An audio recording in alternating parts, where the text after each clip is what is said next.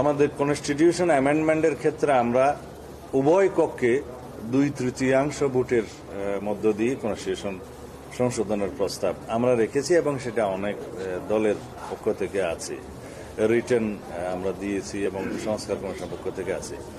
কিন্তু যদি পিআর পদ্ধতিতে আপার হাউসে সদস্যগণ নির্বাচিত হন, তাহলে দেখা যাবে এখানে 2/3 মেজরিটি পাওয়া তো বহুত দূরের কথা, 50% মেজরিটিও কেউ পাবে না।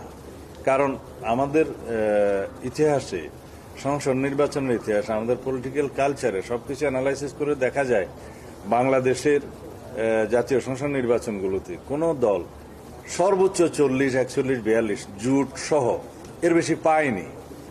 যদি পপুলার ভোটে 50% ভোট কোনো দল না পায় বা জোট না পায়, তাহলে উচ্চ কক্ষে এই পিআর পদ্ধতি অনুসরণ করা হলে তারা অর্ধেক আসনও পাবে না।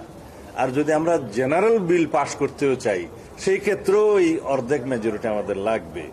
আর যদি সংবিধান সংশোধন করতে চাই, 2/3 মেজরিটি উভয় হাউসে লাগবে। এই সমস্ত subject to the condition that এগুলো সব লাগাতে হবে।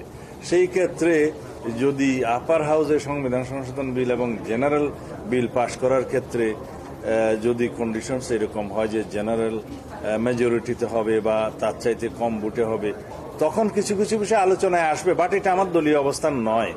এই সমস্ত ক্ষেত্রে বিবেচনা আমরা বলেছি যে পিআর পদ্ধতিতে উচ্চকক্ষ নির্বাচনটা বোধহয় এখন আমাদের কনসিডার করা ঠিক হবে না। তবে আমাদের দলের পক্ষ থেকে আমরা এই দ্বিকক্ষ বিশিষ্ট সংসদের ধারণা প্রস্তাব এই জন্যই দিয়েছিলাম যে দেশের বিশিষ্ট নাগরিক, শিক্ষাবিদ, ক্রীড়াবিদ, সমাজবিজ্ঞানী, রাষ্ট্রবিজ্ঞানী সহ দেশের বিভিন্ন সেক্টরে যাদের অবদান আছে, যাদের চিন্তাধারা, যাদের কন্ট্রিবিউশন জাতিকে, আমাদের জাতি গঠনে এনরিচড করবে বা যাদের কন্ট্রিবিউশন থাকা উচিত, তাদেরকে এখানে প্রতিনিধিত্ব আকারে অ্যাকোমোডেট করার জন্যই আমরা এটি বিবেচনা করেছিলাম।